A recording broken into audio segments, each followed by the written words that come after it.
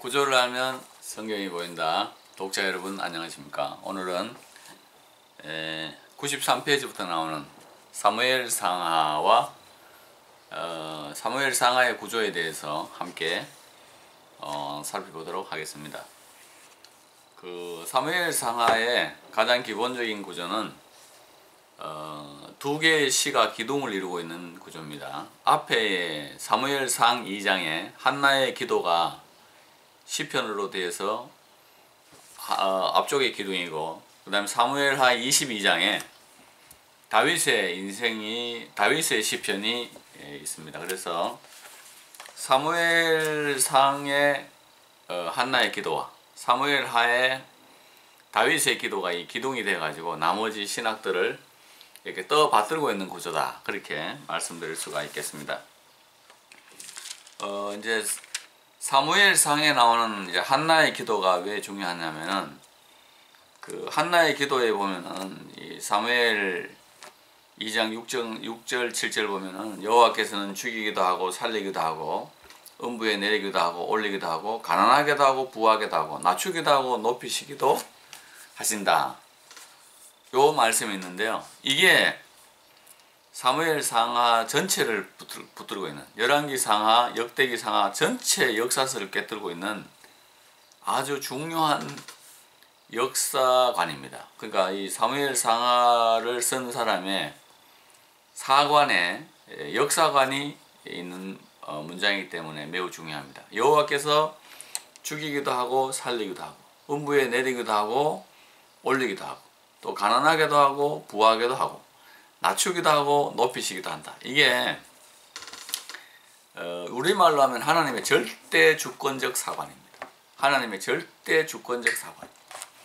그래서 하나님의 그 역사를 읽어보면 사울은 높은 데 있다가 떨어지고요, 다윗은 거름더미에 있다가 왕이 되고 하는 이런 낮추고 높이는 구조, 또 사람이 죽고 사는 구조, 가난하게 부하게 되는 모든 구조에 하나님이 절대적으로 개입하고 계신다 하는 하나님의 주권적 사관이 역사서를 공부하는 데 있어서 가장 중요합니다.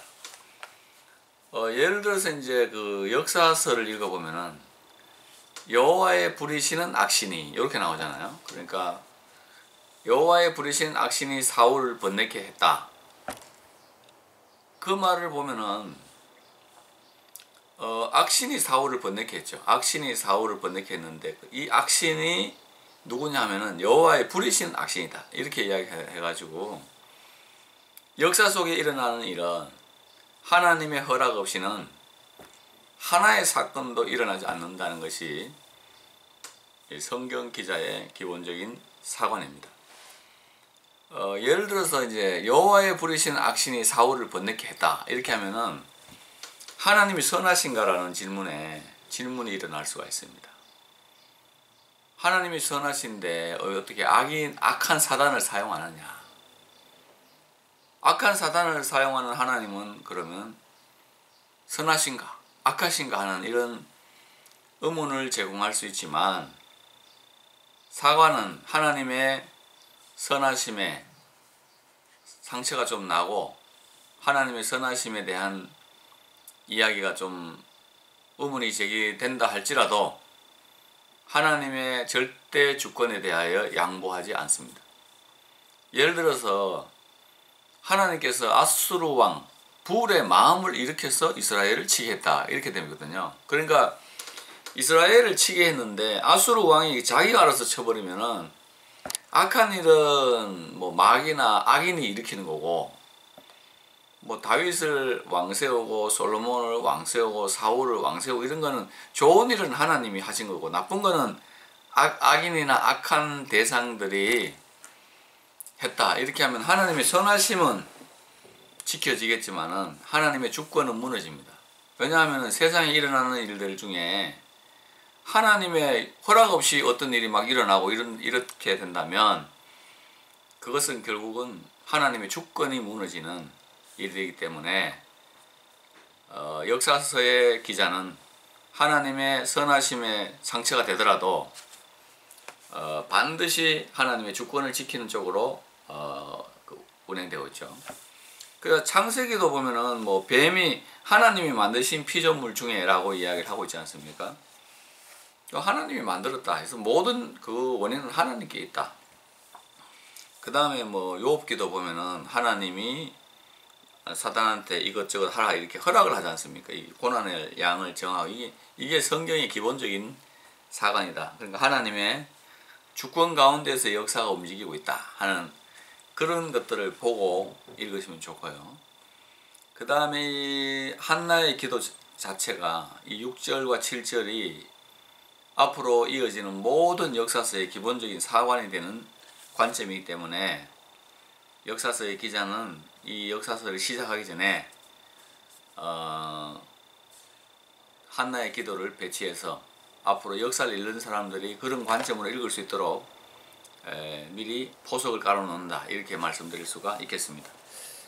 그 다음에 이제 맨 뒤에 나오는 그 사무엘하 22장에 나오는 다윗의 기도, 다윗의 인생을 마감하고 그 하나님께 드리는 기도 있지 않습니까? 그래서 자기가 하나님이 나의 발을 암사슴 발과 같이 하셔가지고 높은 데 세우셨고 내 손을 가르쳐서 노타를 당기게 하시고 주의 온유함이 나를 크게 하셨고 하나님께서 내 인생을 거름더미에서 들어서 오늘 왕이 되게 하셨다 하는 그 간증이거든요. 하나님이 자기가 양을 따르는 목동에서 하나님의 은혜를 입어가지고 그 왕이 됐잖아요. 근데 그 모든 과정이 하나님이 하셨다는 거예요. 하나님께서 나의 발을 암사슴의 발같이 만들어서 높은 곳에 서게 하셨고 또 주의 온유함이 나를 크게 하셨다. 만약에 하나님께서 밧세바 사건 때 나를 죽였으면 나는 죽었지 이렇게 안 됐다 하는 그런 간증, 두 개의 은혜로운 간증이 사무엘상의 두 기둥이 되어서 서 있습니다. 그리고 이제 그 사무엘상의 주인공은 사울이고요. 하의 주인공은 다윗입니다. 그래서 이제 이제 그 이어지는 이스라엘의 역사에 있어서 사울은 쓰임 받다가 버림을 받았고 다윗이 하나님 앞에 쓰임을 받은 면이 있기 때문에 다윗이 앞으로 인생 유다 왕의 역사에 기준과 표준이 된다 그렇게 말씀드릴 수가 있습니다.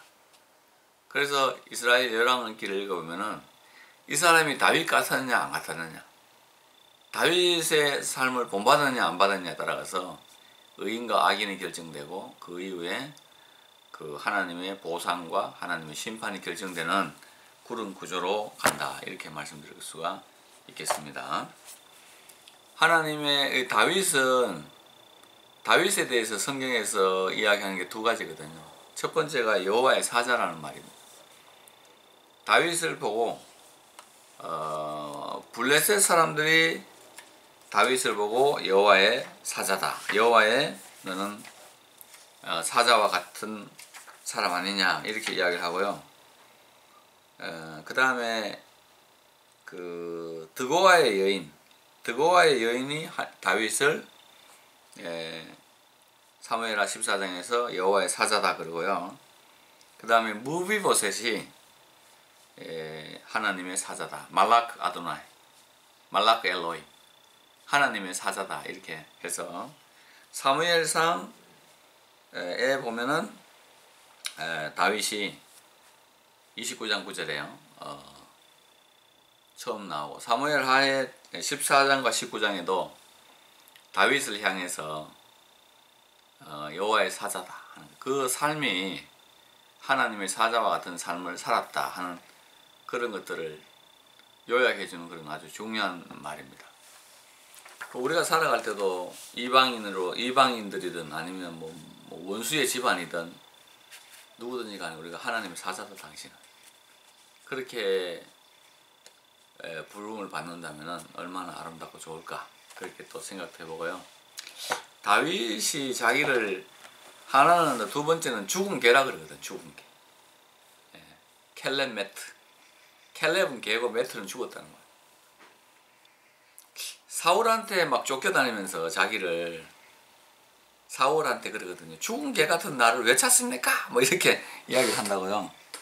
근데 역사가 흐르고 시간이 흘러가지고 사울은 죽고 다윗이 왕이 되죠.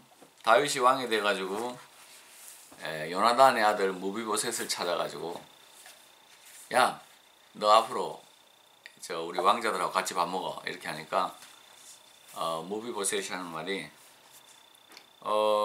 왜 이 죽은 개 같은 나를 이렇게 잘해줍니까? 그렇게 이야기를 한다고요. 그러니까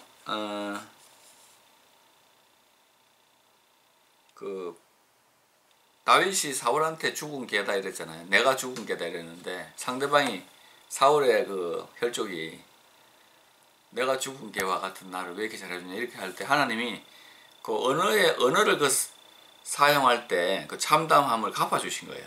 그러니까 죽은 개라는 이 말을 통해서 하나님께서 다윗의 죽은 개다 이렇게 말할 때 참담함을 무비보셋이 그런 말을 하게 하셔서 사울에게 가졌던 그 비참함을 하나님이 그렇게 갚아주시는 분이다. 그렇게 말씀드릴 수가 있겠습니다.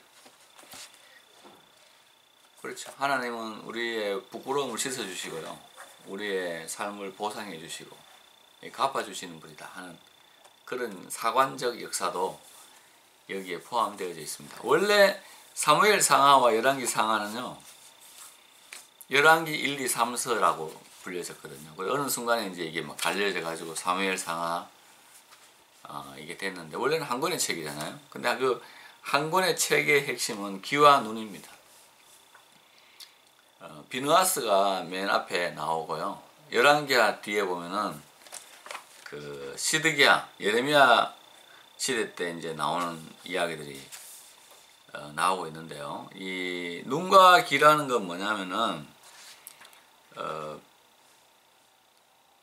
하나님께서 제사장 그 홈리와 비느하스 인마들이 나쁜 짓을 하니까 사무엘을 통해서 앞으로 심판을 하는데 두 귀가 울리리라.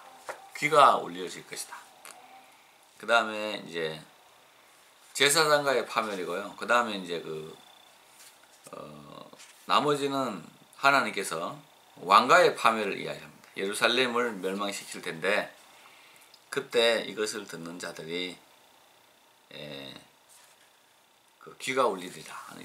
두 귀가 울리리라 하는 거는 예레미야도 많이 사용했던 그런 말씀입니다. 그래서 사무엘 상하와 열왕기 상하 전체를 주제를 할 때는 사무엘 3장과 열왕기하 21장에 나오는 두 귀가 울리리라는 말씀이 앞뒤를 딱 해가지고 읽으면은 막 귀가 울릴 만한 제사장과의 파멸과 왕가의 파멸, 만국사가 있을 것이다 이렇게 되어 있고요. 사무엘 상하만 두고 보면 요거는 이제 다윗의 시와 한나의 시가 기둥을 가지고 있는 구조다 그렇게 말씀드릴 수가 있습니다. 연관된 부분에 의해서는 다음 시간에 열왕기 상하를 하면서 사무엘 상하 부분을 같이 좀 다루도록 그렇게 하겠습니다. 사무엘 상하의 결론은 여호와의 주권. 하나님의 허락 없이는 이 세상에 단 하나도 되는 일이 없다. 예수님의 말씀에 의하면 새 한 마리 떨어진 것도 하나님의 허락이 있어야 된다. 이 세상에 되어지는 모든 일은 하나님이 하십니다. 내게 일어난 일도 하나님이 하십니다. 좋은 일이 일어나거든 100배 1000배로 감사하시고 나쁜 일이 일어나면 회개하고 무릎 꿇어야 되겠죠. 하나님 앞에 마귀가 한다 뭐 이런 게 아니죠. 이런 교회들 보니까 감기 걸리니까 막 기침 귀신 물러가라 그러는데 그거는 하나님의 주권을 무시하는 것 같아요.